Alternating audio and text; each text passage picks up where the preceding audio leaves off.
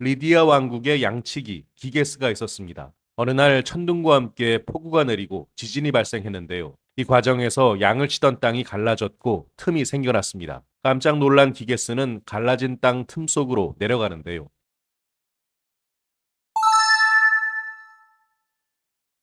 기게스는 그곳에서 속이 비어있고 작은 문이 달린 청동말을 발견합니다. 그리고 그 안에 들어갔죠. 그 안에는 보통 사람보다 큰 시신 한 구만 놓여 있었습니다. 그런데 그 시신은 아무것도 걸치지 않은 상태였고 손가락에 황금 반지만 끼워져 있었습니다. 기게스는 그 반지를 빼서 들고 나왔죠. 그 후 한 달에 한 번 있는 목자들의 모임에 그 반지를 끼고 참석했습니다. 목자들과 함께 앉아 있다가 우연히 끼고 있던 반지를 돌리는데요. 보석이 박힌 부분이 손바닥 쪽으로 오게 했습니다. 그러자 그의 모습이 보이지 않게 되었습니다. 다른 목자들은 마치 그가 가버리고 없는 것처럼 대화를 합니다.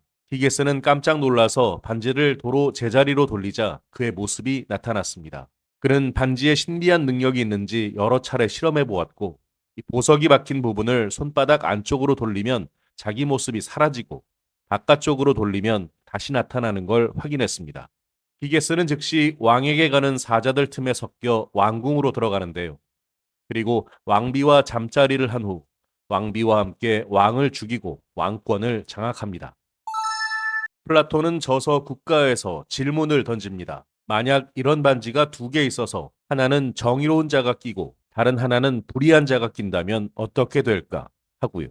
굳은 의지로 정의를 고수하며 남의 것에 손대지 않을 사람은 아무도 없을 거라 생각됩니다. 시장에서 자기가 갖고 싶은 것을 아무 두려움 없이 가질 수 있고 아무 집에 들어가 자기가 원하는 사람과 동침할 수 있으며 누구라도 죽이거나 감옥에서 풀어줄 수 있고 그 밖의 일에서도 사람들 사이에서 신처럼 행동할 수 있을 테니까요. 정의로운 자라 해도 불의한 자와 다를 바 없이 행동하고 둘 다 동일한 방향으로 가게 될 것입니다.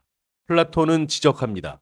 어떤 사람이 정의롭다 해도 스스로 원해서가 아니라 마지못해 그런 것이라는 강력한 증거라고요. 결국 불의를 저질러도 아무 문제가 없다는 사실을 알면 누구든 어디에서든 불의를 저지를 것이라고요.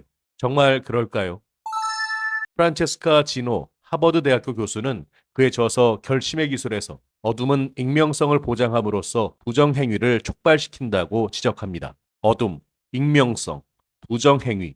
법을 위반하는 이들은 사람들이 자신의 정체를 모른다고 생각할 때 정말 더 부정을 저지를까요?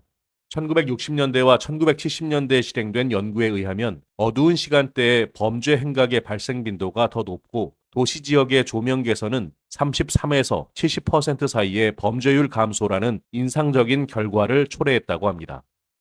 이건 셉테드로 설명이 됩니다. 셉테드, Crime Prevention through Environmental Design. 이 표현의 약자인데요.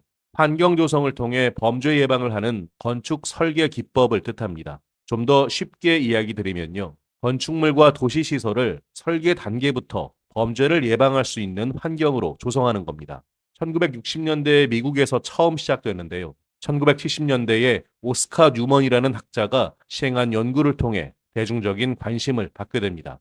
미국 보스턴 캐슬 스퀘어는 셉테드를 통해 건물 뒤편의 계단을 없애고 주택단지에 가로등을 설치해서 도로를 밝은 색으로 칠했는데요. 그 결과 강력범죄율이 무려 20% 이상 줄었습니다. 가장 대표적인 셉테드 도시로는 뉴욕이 있죠. 한때는 범죄 도시라 불렸지만 지금은 세계적으로 매력적인 도시가 됐습니다. 우리나라 역시 90년대에 도입돼서 2005년 처음으로 셉테드 기법이 도입됐습니다. 이런 상황 조금 더 진전시켜 볼까요? 미국의 심리학자 케네스 거겐, 연인들이 주로 으슥한 곳에서 사랑을 속삭인다는 점에 착안해 특별한 실험을 진행했습니다. 완전히 초면인 남녀를 어두운 환경에 놓아두었을 때 어떠한 일이 벌어지는지 살펴보는 거였죠. 이를 위해 바닥과 벽을 모두 패딩 재질로 덮은 방에서 남성 4명과 여성 4명이 1시간 동안 함께 시간을 보내도록 했습니다. 다음으로는 실내 조명을 모두 끈 상태에서 또 다른 남성 4명과 여성 4명이 1시간 동안 있도록 했습니다. 이 실험에서 거기에는 일반 카메라와 적외선 카메라를 통해 방에서 일어나는 모든 일을 촬영했는데요. 그리고 실험이 끝난 뒤에는 사람들과 인터뷰도 진행했습니다. 거기에는 어둠 속의 일탈이라는 제목의 논문에서 그 실험 결과를 소개했는데요.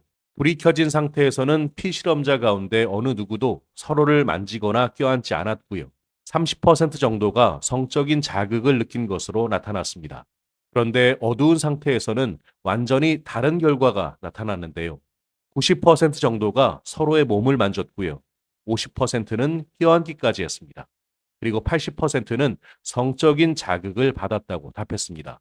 사람들은 좀 더 편안하게 인생의 비밀 이야기를 나누었고요. 서로의 매력도 역시 더욱 높게 평가한 것으로 드러났습니다. 심지어 몇몇 사람들은 이성의 얼굴을 쓰다듬거나 키스를 나누기도 했는데요. 일반적인 연인들이 사랑을 나누는 환경에 처해 있다는 생각만으로 사람들은 자신이 정말로 큐피드의 화살을 맞은 것처럼 행동했고요. 서로에게 더 많은 매력을 느꼈다고 합니다. 그러니까 어둠은 심리적으로나 행동적으로나 일탈을 불러일으킬 수 있다는 거죠. 다시 플라톤으로 돌아갑니다. 개인에게는 불의가 정의보다 훨씬 이익이 된다고 누구나 생각하지요. 이런 주장을 지지하는 사람은 그렇게 믿는 것이 옳다고 여깁니다. 플라톤은 앞에서 말한 반지의 능력을 얻었는데도 불의를 행하지 않거나 남의 것에 손대지 않는 자가 있다면 다들 그를 세상에서 가장 한심하고 멍청하게 생각할 것이라고 이야기합니다. 하지만 자기가 불의를 당하는 것이 두려워서 사람들 앞에서는 속마음을 숨긴 채 그를 칭찬할 것이라고요. 플라톤은 기게스의 이야기를 통해 질문을 던집니다. 인간 중에 투명 반지의 힘을 악용하고 싶은 유혹을 스스로 억누를 수 있는 자가 과연 있을까? 그래서 부도덕한 행위를 막는 것은 타인의 감시뿐인가? 여러분에게 투명 반지가 있다면 어떤 행동을 하게 될까요? 투명 반지가 익명성을 보장하는 어둠이 될까요? 그래서 우린 모두 부정행위를 저지를까요? 지금 온라인상에서 나타나는 익명의 악성 댓글, 같은 맥락일까요? 여러분은 어떻게 생각하시나요? 플라톤의 이야기로 마무리하겠습니다. 우리는 정의가 그 자체로 혼을 위해 가장 좋은 것임을 알게 되었네. 혼이 기게스의 반지를 가졌든 가지지 않았든 그 반지와 더불어 하데스의 모자를 가졌든 가지지 않았든 정의를 행해야 한다는 사실을 알게 되었지.